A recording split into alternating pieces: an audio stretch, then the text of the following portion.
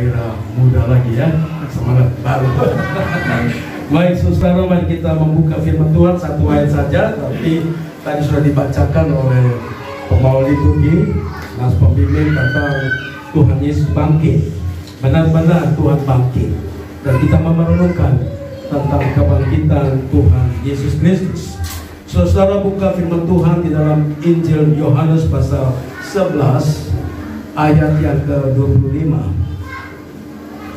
Injil Yohanes pasal 11 ayat 25.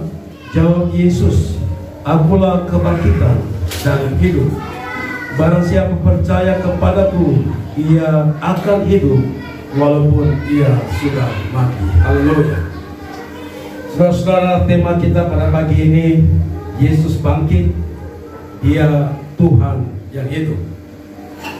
Yesus bangkit, Dia Tuhan yang hidup.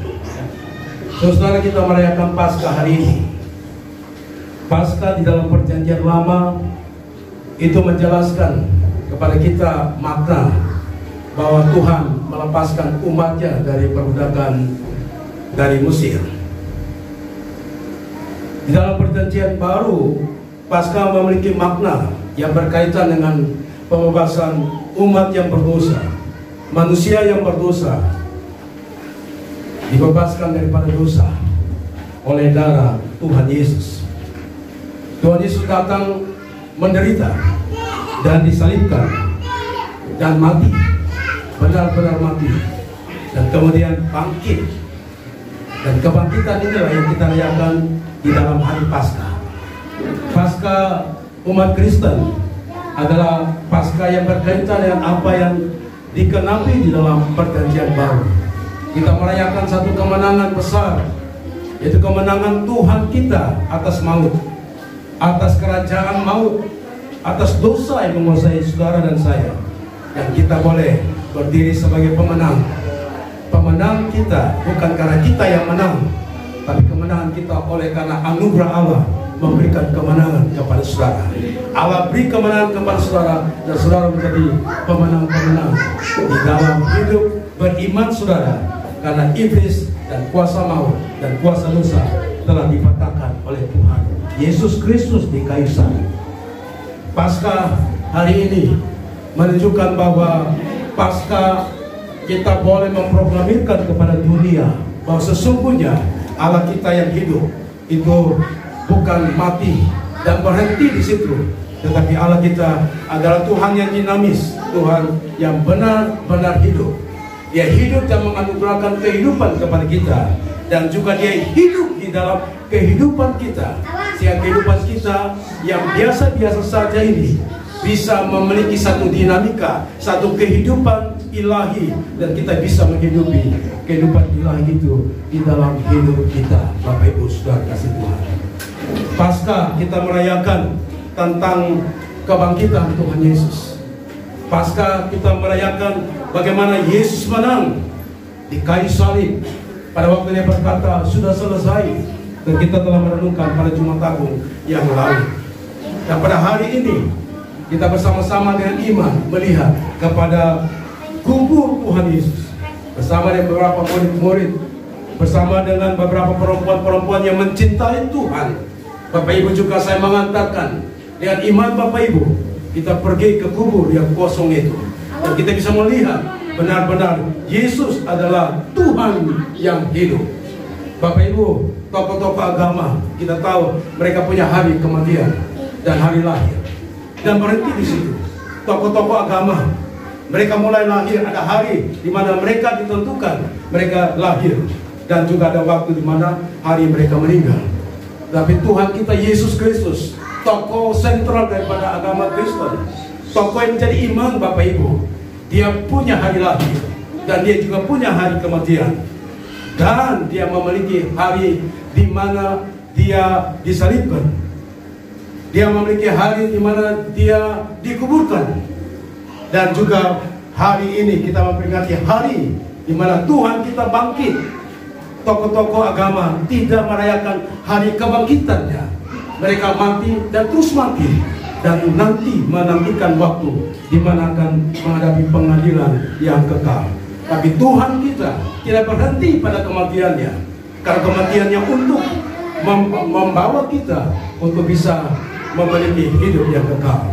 Kematian Tuhan Yesus untuk memberikan kepada saudara dan saya bahwa dosa Bapak Ibu, dosa semua umat manusia itu telah dihapus oleh darah Yesus. Karena itu dia bangkit. Bangkit inilah yang menunjukkan bahwa benar-benar Tuhan kita adalah Tuhan itu. Teologi beberapa orang hanya berhenti kepada kematian Tuhan Yesus. Mereka tidak diberikan kekuatan, kecerdasan Roh Kudus untuk melihat bahwa benar-benar Yesus mati. Tetapi ada episode di dalam firman Allah yang berkata Tuhan hidup. Banyak orang berhenti pada teologi Yesus mati, dan mereka tidak mendapatkan kuasa daripada kematian, kuasa dari penyaliban Yesus Kristus, dan kuasa daripada kebangkitan Tuhan Yesus. Dan Yesus juga ada hari di mana hari kenaikan Tuhan kita Yesus Kristus. Dari gambaran ini, apakah Bapak Ibu masih mempercayai bahwa benar-benar Tuhan yang Bapak Ibu percayai, Tuhan yang Bapak Ibu sembah, Tuhan yang Bapak Ibu melayani, Tuhan yang Bapak Ibu tinggikan dia benar-benar hidup, dan dia memiliki kehidupan yang kekal, dan dia memberikan kehidupan yang kekal itu kepada Bapak Ibu, saudara-saudara dikasih Tuhan. Bapak Ibu kalau teliti firman Tuhan, membaca dalam perjanjian baru, pada waktu Yesus menyatakan, memberitahukan bahwa dia akan mati, dia akan disalibkan, tapi ingat pada hari ketiga dia akan bangkit. Pertama kali Yesus menyatakan hal itu, dia memberitahukan syarat-syarat bagaimana seorang mengikut Tuhan, dan mereka belum paham apa yang katakan Tuhan. Tuhan telah berkata, aku akan mati, disalibkan, tapi aku akan bangkit. Mereka mungkin berpikir kalimat-kalimat itu, pernyataan-pernyataan itu adalah pernyataan-pernyataan yang mungkin menghibur, kata-kata yang menyenangkan. Tapi sebenarnya perkataan Yesus bukan perkataan saja menyenangkan, tapi perkataan Tuhan Yesus adalah kebenaran. Dia berbicara A tetap A, dia bicara B tetap B. Dia berkata dia menebus dosa saudara, benar-benar dosa saudara ditebus. Tidak ada permainan kebohongan di dalam setiap pernyataan Tuhan. Tapi murid-murid belum paham.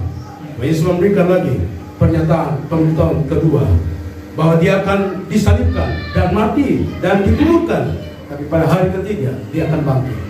Mereka mulai percaya dua kali. Nah, pada akhirnya Yesus pada waktu masuk ke Yerusalem, dia menangisi kota Yerusalem, dan dia berkata, aku akan mati, tetapi aku akan bangkit. Nah, murid-murid juga belum begitu menyadari. Pada waktu Yesus menuju salib, mereka kocar-kacir.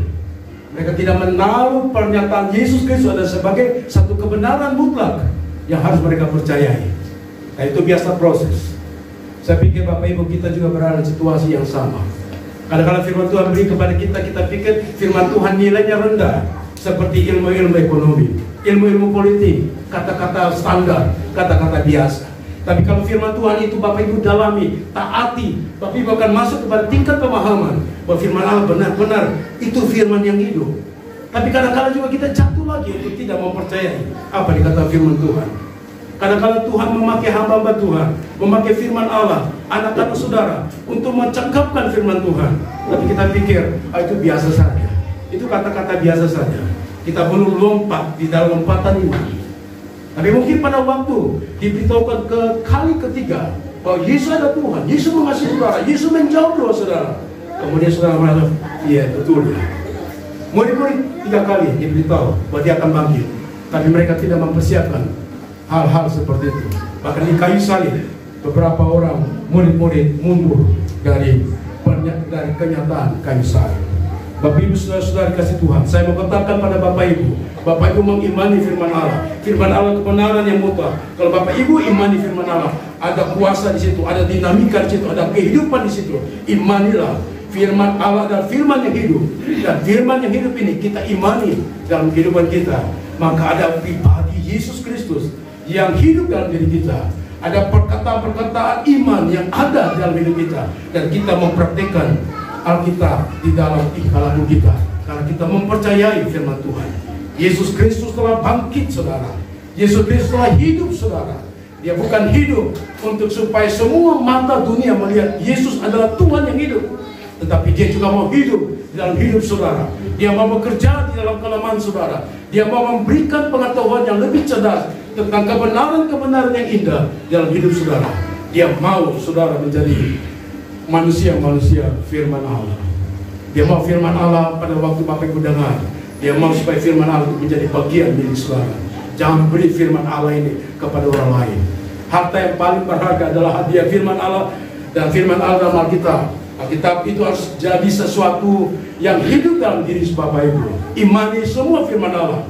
Dan saya percaya ada kuasa mengalir daripada pernyataan iman saudara kepada firman Allah. Yesus memberitahu 3 kali. Dan kemudian dia benar-benar menggenapi. Itu menyatakan apa saudara?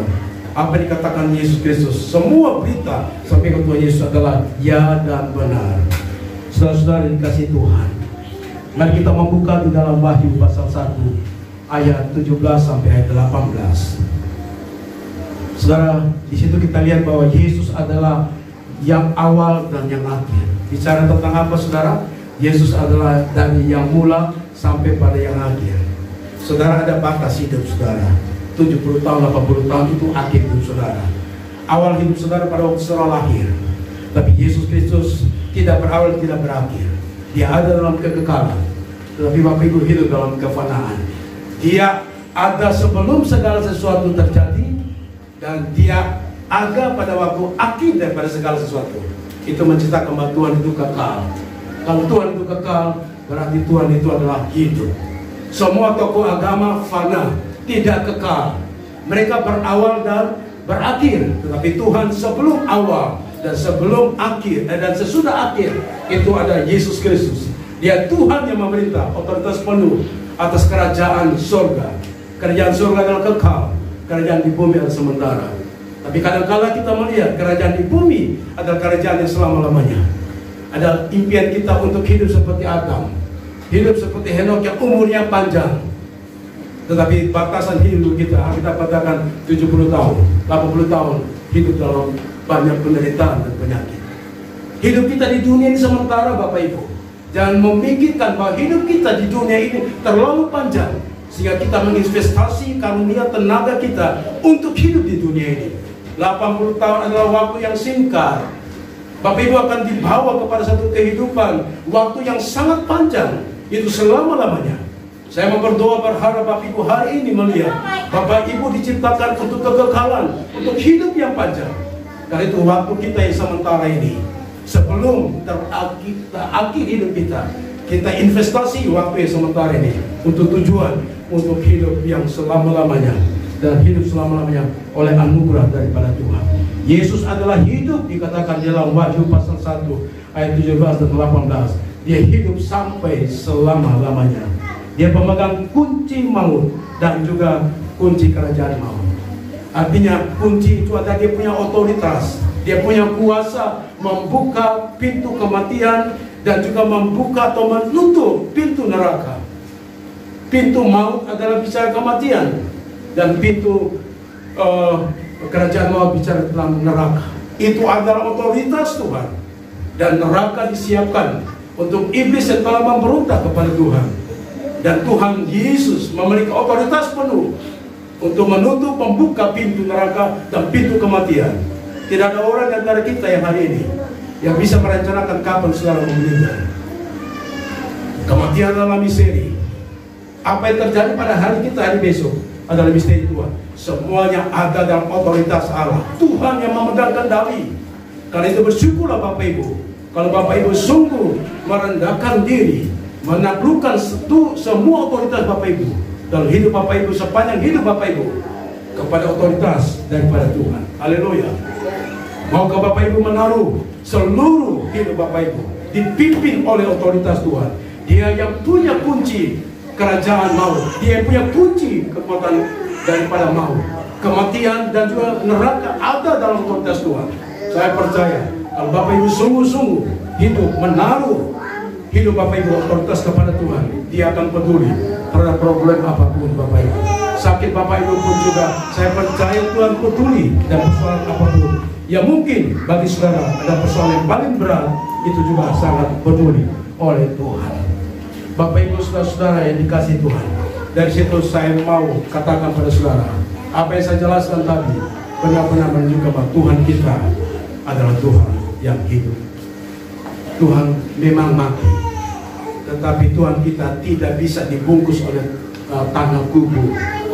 Tanah yang fana tidak bisa membungkus kemuliaan ilahinya. Dia mau masuk ke tanah yang fana ini karena dia cinta saudara, karena dia mau mati untuk menebus dosa saudara. Banyak orang tidak mengerti kebenaran ini, dan mereka pikir bagaimana dia bisa mati di kayu salib. Tuhan tidak pernah mati. Teologi mereka berhenti di situ, teologi Yesus mati. Tapi mereka lupa Paskah adalah Yesus bangkit. Siapa yang bangkit? Ada dua tokoh dalam Alkitab yang naik ke surga. Kita juga mungkin ingin hidup pergi ke surga, tidak mau mengalami kematian. Tapi ada satu hal yang menarik saudara, nanti kita akan renungkan bersama-sama, yaitu melalui kebangkitan Tuhan Yesus. Apa yang dilakukan oleh karya Yesus lewat kebangkitannya, kita kenal dengan apa yang disebut kuasa daripada kebangkitan. Kita hidup di dalam otoritas kuasa kebangkitan Tuhan Yesus, di mana Allah yang penuh kuasa itu membangkitkan Yesus Kristus dari kubur. Kuasa yang sama itu Tuhan beri kepada saudara. Akibat daripada kuasa kebangkitan Tuhan Yesus, Bapak Ibu memiliki dua hal. Yang pertama saya mau sampaikan pada saudara, bahwa kita bebas daripada kuasa dosa dan kuasa maut, karena kuasa dosa dan kuasa maut telah diselesaikan oleh Tuhan lewat kayu salib. 1 Korintus pasal 15 ayat 54. Kalau ada, saya bisa ambilkan. 1 Korintus pasal 15. 1 Korintus pasal 15 ayat 54 sampai ayat 55. Saya baca demikian saudaraku. Dan sesudah yang dapat binasa ini mengenakan yang tidak dapat binasa, dan yang mati ini mengenakan yang tidak dapat mati, maka akan genaplah firman Tuhan yang tertulis, maut telah ditelan dalam kemenangannya. Hai maut, di manakah kemenanganmu? Hai maut, di mana sengatmu? Jelas sekali. Hai maut, di mana sengatmu? Sengat yang menggigit, yang menakutkan manusia pada waktu manusia masih berdosa. Sengat itulah yang membuat kita menderita, dan akhir hidup kita adalah kebinasaan. Dengan kayu salib, maut telah dikalahkan. Sengat kekuatan daripada maut itu. Dikatakan firman, di manakah sengatmu? Maut telah ditelan. Kuasa dosa telah habis. Dosa yang menggigit kita, yang membawa kita terjerumus untuk masuk menjadi calon-calon ke neraka, diselesaikan oleh Tuhan. Maka saya bersyukur pernyataan Yesus Kristus untuk pernyataan kata-kata Yesus di kayu salib yang keenam. Sudah selesai, terselesai. Benar-benar apa yang dilakukan oleh Yesus Kristus, dan tidak bisa satu orang pun, tokoh agama pun bisa berkata sudah selesai. Dan apa yang diselesaikan oleh Tuhan? Dosa saudara, kejahatan saudara, ketidakmampuan saudara untuk hidup yang layak di hadapan Tuhan, masalah-masalah ciptaan semua Tuhan sudah siapkan, semua selesai, sempurna. Tuhan siapkan bagi kita. Karena itu Bapak Ibu, Yesus berkata sudah selesai. Ini adalah kegembiraan yang baik untuk saudara dan saya, bahwa Yesus Kristus telah menyelesaikan segala hal yang dalam hidup saudara melalui penderitaan di kayu salib. Dia selesaikan dosa, masalah terbesar daripada manusia, dan dia selesaikan itu, dan saudara bisa menikmati hidup dalam kebebasan maut dan kuasa daripada dosa. Saudara-saudara, yakinlah bahwa maut dan hukum dosa, kekuatan dosa telah dibereskan oleh Tuhan. Saudara bisa bergumul ya, melihat bagaimana kita satu langkah maunya hidup dalam penuh dengan Roh Kudus, mau menurut perintah-perintah Allah, tapi Alkitab katakan lemah ya, lemah. Kita tidak bisa hidup sesuai standar Tuhan. Kita datang ke gereja supaya kita berusaha untuk memiliki standar hidup yang lebih baik lagi. Kalau kita tidak ke gereja, bagaimana kita mau meningkatkan standar hidup kita yang berkenan pada Tuhan? Hidup di dalam gereja pun sudah begitu banyak tantangan dan kesulitan. pertumbuhan rohani kita pun masih dapat hambatan. Apalagi kalau kita tidak berdoa, apalagi kalau kita tidak baca Alkitab. Bapak Ibu, pasti kita akan jauh dari standar daripada Tuhan. Tapi kita puji dan syukur, Yesus Kristus telah menolong saudara. Dia telah mati di kayu salib. Kelemahan saudara untuk mencari Dia, itu bisa saudara temukan. Kalau saudara haus dan saudara katakan, Tuhan, aku mau masuk dalam hadirat-Mu, aku mau sungguh-sungguh cari Engkau, asalkan Engkau mau datang di iman, Engkau sungguh-sungguh mencintai Tuhan, maka Tuhan berdiri, hai anakku, aku mau. Kamu buat apa saja aku mau.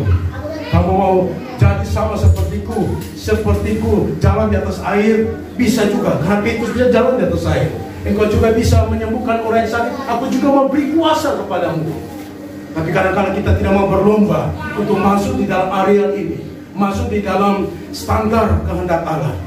Karena itu penting sekali Bapak Ibu, kita mengerti apa tujuan Tuhan untuk saudara hidup hari ini, untuk hidup hari yang akan datang. Kita harus buka mata untuk melihat tujuan Tuhan dalam hidup kita.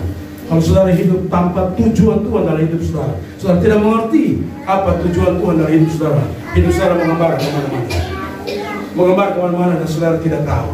Mungkin saudara hidup sebagai orang beragama, tapi saudara tidak menemukan sesuatu maksud Tuhan untuk saudara lakukan. Karena itu orang yang tangkap tujuan Tuhan dalam hidupnya, apapun yang dimiliki, dia sungguh-sungguh menyadari bahwa itu adalah anugerah Allah. Dia akan totalitas memberikan yang terbaik bagi Tuhan. Saudara lihat banyak orang-orang di mana saja yang sungguh mencintai Tuhan, termasuk gereja kita ini di sini juga.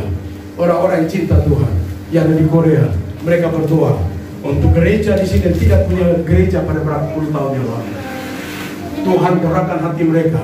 Uang mereka bisa makan capcay yang enak, uang mereka bisa beli pakaian yang bagus, tapi mereka tahu ini adalah anugerah Tuhan. Hatinya itu diberi hati Tuhan. Dan kemudian pada waktu informasi, gereja ini perlu tempat ibadah, mereka berkata, kami siap untuk memberikan.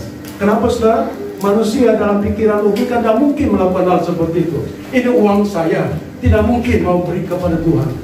Tapi kalau saudara mau berusaha standar untuk memenuhi standar daripada Tuhan, saudara bertumbuh, saudara bertumbuh. Memang menyangkal daging itu susah, menyangkali keadaannya itu sulit. Kalau saudara berdoa, saudara baca kitab, saudara melayani Tuhan, saudara terlibat dalam semua kegiatan, itu menjadi otot-otot rohani menjadi lebih kuat.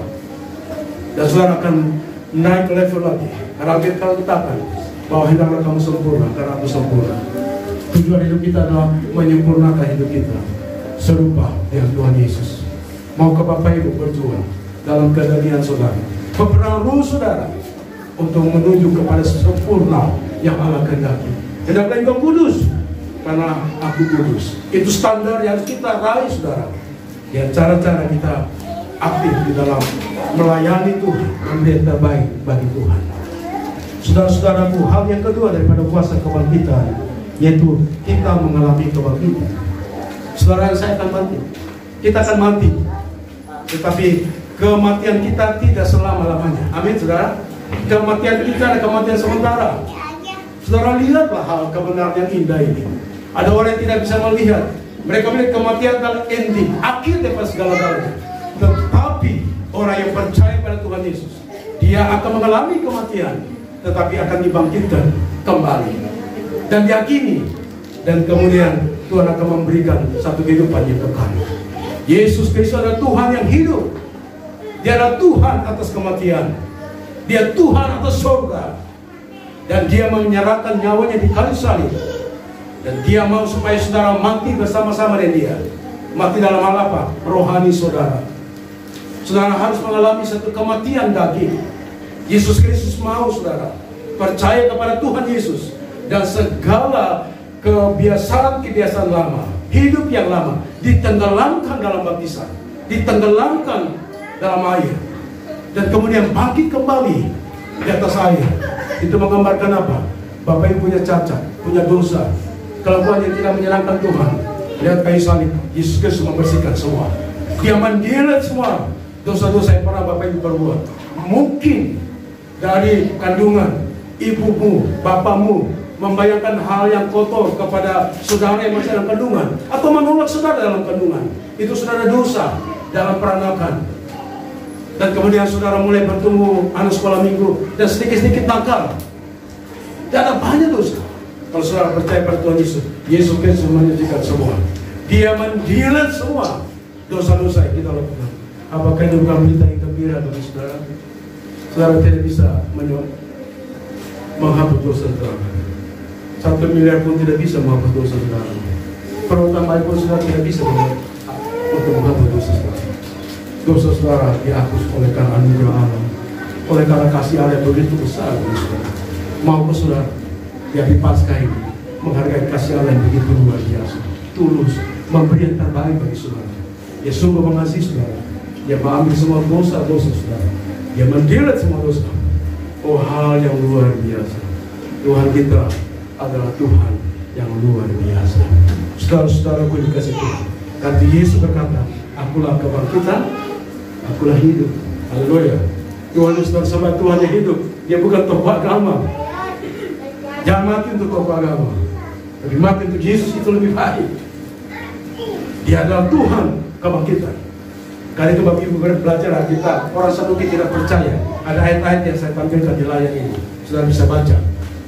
Mereka tidak percaya kepada kebangkitan. Sehingga pada waktu mereka melihat Yesus berkata, "Hai Lazarus, bangkitlah." Mereka kaget sekali. Ada orang yang bisa membangkitkan orang mati. Mereka merasa hukum-hukum yang mereka pelajari, Taurat dan lain-lain itu hal luar biasa. Tapi ada seorang yang datang lebih kuasa daripada hukum-hukum Taurat yang ada. Mereka hanya mempelajari kebenaran lewat buku tertulis, lewat Taurat hukum. Tapi Yesus adalah firman yang hidup. Dia katakan kepada Lazarus, firman itu berkuasa karena dia adalah firman yang hidup. Pada mulanya adalah firman, dan firman itu bersama-sama dia Allah. Dan dia adalah firman yang hidup, dan dia punya otoritas penuh terhadap kematian. Lazarus sudah ada fungsi nafas lagi dalam hidup Lazarus. Siapa yang bisa membangkitkan orang mati? Lazarus bangkit oleh karena perkataan firman daripada Tuhan kita yang hidup. Itulah Tuhan yang kita sembah. Kemudian mereka berusaha untuk membunuh Lazarus, untuk membunuh kebenaran Yesus Kristus tentang kebangkitan. Mereka mau buang, mengkabulkan firman yang Yesus sampaikan itu. Dan kemudian mereka berusaha untuk membunuh Lazarus supaya teologi tentang kebangkitan itu menjadi hilang. Karena Yesus berkata, akulah kebenaran. Dia benar-benar dia firman yang hidup. Yesus adalah kebangkitan. Dia benar-benar Tuhan kebangkitan. Dia mati dan dia bangkit dan naik ke surga. Itu artinya apa? Bapak Ibu punya pengharapan besar. Bapak Ibu akan mati, kita semua akan mati. Semua akan mati. Tapi mati kita bukan ending, bukan terakhir. Tapi itu pintu bagi kita masuk ke surga, saudara. Marilah lihatlah kematian yang akan kita alami. Itu sebagai pintu untuk masuk kepada satu kehidupan yang kekal, yang selama-lamanya. Semua orang akan mati. Jangan takut mati, saudara. Lebih baik waktu di mana saudara diberi batas waktu untuk menikmati hidup ini, saudara harus mata tertuju kepada pintu awal menuju ke surga. Pintu itu dibuka oleh Tuhan Yesus, dan Tuhan Yesus membawa salib, dan kita berjalan dalam salib Yesus Kristus. Iman kepada penderitaan dan penebusan di kayu salib itu, dan kita akan jalan lurus. Dan kalau kita ikut jalan yang dilakukan oleh Yesus di kayu salib, kita akan fokus kepada pintu awal kekekalan. Itu pintu menuju kepada surga. Karena itu saudara-saudaraku, di dalam Tuhan Yesus adalah kebangkitan orang mati. Semua orang akan mati, tetapi ada orang yang percaya pada Tuhan Yesus. Dia mati tetapi akan menjadi hidup dalam kehidupan yang kekal. Tetapi kalau orang yang telah mati tetapi yang tidak percaya kepada Tuhan Yesus, dia akan mengalami kematian yang kedua. Jadi semua orang akan mati, tapi yang percaya pada Tuhan Yesus, mereka akan mengalami kehidupan yang selama-lamanya. Tetapi yang tidak setia, yang tidak percaya kepada Tuhan Yesus, dia akan bangkit juga dari kematian, tetapi akan mengalami kematian yang kedua di dalam neraka. Biarlah firman Tuhan ini menguatkan Bapak Ibu di hari Paskah ini. Biarlah Bapak Ibu bisa menikmati betapa indahnya kebenaran-kebenaran kalau Bapak Ibu mencari dan menemukan dan menghidupi kebenaran itu. Selamat hari Paskah. Mari kita proklamirkan tentang kemenangan di dalam Tuhan Yesus dalam dua hal, yaitu Dia telah menang atas kuasa maut dan kuasa dosa. Dan di dalam kebangkitan Tuhan Yesus, kita juga akan dibangkitkan bersama-sama dengan Tuhan Yesus. Dan kita mengalami kematian terhadap dosa, dan bangkit bersama-sama dengan kebangkitan Tuhan Yesus dengan tubuh yang baru. Karena itu hendaklah kita mempersembahkan seluruh anggota tubuh kita dipakai sebagai senjata kebenaran Allah selagi kita masih hidup. Haleluya. Saya mengakhiri dengan satu kesaksian daripada sepupu dari Kaisar Konstantinopel. Sepupu ini pada waktu muda dia berkata kepada orang-orang Kristen, karena dia menolak imannya, tidak mau percaya sungguh-sungguh pada Tuhan, dan orang Kristen membawa dia untuk bertemu kepada Tuhan. Tapi dia berkata kepada orang Kristen, orang Galilea itu, anak tukang kayu itu, apa yang dia perbuat kepada kalian? Dan pada waktu itu 2 tahun kemudian dia menjadi raja, menjadi kaisar, dan dia membunuh orang-orang Kristen dan menghilangkan agama Kristen pada zaman dia memerintah sebagai kaisar tahun 363. Dan Tuhan berkata pada orang Kristen, di mana Tuhanmu? Apa yang mau Tuhan perbuat? Sekarang kamu akan dilenyapkan, kamu akan dibunuh dari laut. Kemudian orang Kristen itu berkata kepada dia dengan rendah hati, ya, kami tahu bahwa Tuhan sedang perbuat sesuatu, menyiapkan peti mati untuk kekasihan kamu. Dia bertanya, apa yang Tuhan perbuat untuk kalian? Dan orang Kristen berkata, Tuhan akan berbuat sesuatu untuk kamu, yaitu peti mati untuk kekasihannya Julian. Dan apa yang terjadi? Dia hanya memerintah 2 tahun saja di dalam Kaisar Romawi. Setelah berkata itu, dia pergi ke medan peperangan. Dan pada waktu di medan peperangan, dia terbunuh. Dan pada waktu hampir mau mati, dia berkata, orang Galilea itu adalah orang pemenang. Seorang ateis, seorang yang membunuh anak Tuhan. Pada akhirnya dia mulut yang diciptakan oleh Tuhan, hatinya tidak percaya pada Tuhan, sungguh hidupnya tidak untuk Tuhan, tetapi bibir mulutnya bisa mengaku Yesus hidup. Yang lahir di Galilea itu, dia benar hidup. Saya mau berkata pada saudara ini, Tuhan sudah hidup, Tuhan saya hidup. Apa yang Tuhan perbuat pada kita? Pasti dia telah memberi yang terbaik bagi kita. Dia memberi nyawa dan darah bagi kita. Haleluya, selamat hari Paskah. Halo.